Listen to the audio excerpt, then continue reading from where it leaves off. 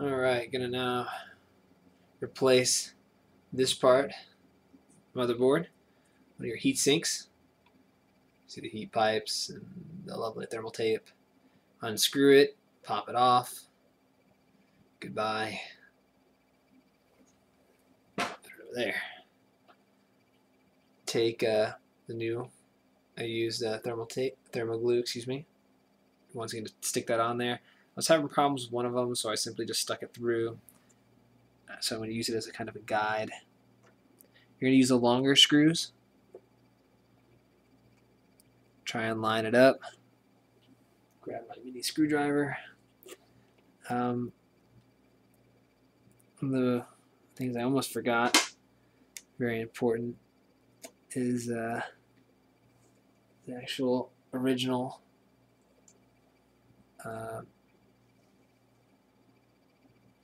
piece of, got something on it, so I'm going to remove it. You want to make sure that when you put it on there that it stays clean. Alright, so now that it's clean, we're going to attach it on there. I'm going to use the screw and put it through there.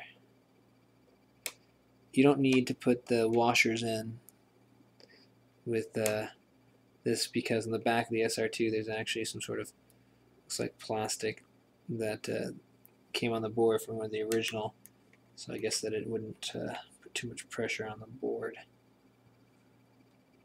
So you don't need to do that.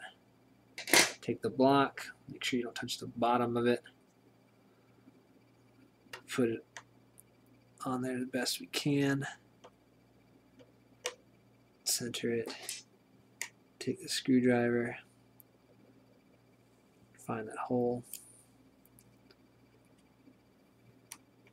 And then we'll turn it. See if you can get it to catch. I'm not going to screw it completely on the first go. I'm going to just try and get it to stay. Alright. Looks like that's on there good enough. Use the next little screw. Line it up with the original back plate. I'm actually going to slide it out so that I can get in there.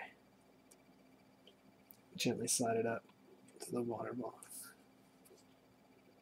Put the screwdriver in. Make sure you're gentle doing this so you don't scratch the motherboard from behind, since I can't really see what I'm doing here.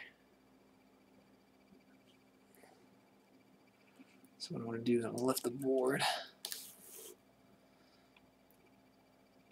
find where it is, give it a quick turn.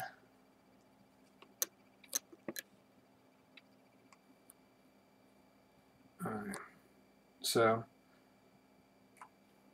do is we'll tighten this down here, hold on to the end,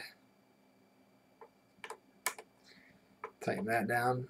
Once again, you don't want to over tighten it. I use a little screwdriver, cranking. You seem to have a little more feedback when you can feel. You turn it enough to where you get some resistance, and where you can make sure you can see the contacts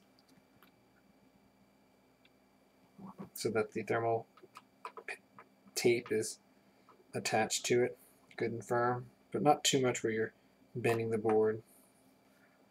It's a bad thing. One quick recommendation I can make for you is, despite this lovely mess, try to keep all of the parts and all the screws when you take off the motherboard. This is the box it came in. I just put it back in the box it came in. That way, if you end up ever selling your board, you have all the pieces to put it back together, so you can sell it with or without the water block. You never know. Some people are scared of water. Alright, we'll go to the next step. So again, Silicus. This is the SR-2 build. It's looking awfully nice. Let's give it a good shine. You can see plexi and all its shining glory. One last thing is, this is heavy. And this is stupid heavy. Make sure you're always careful when moving it.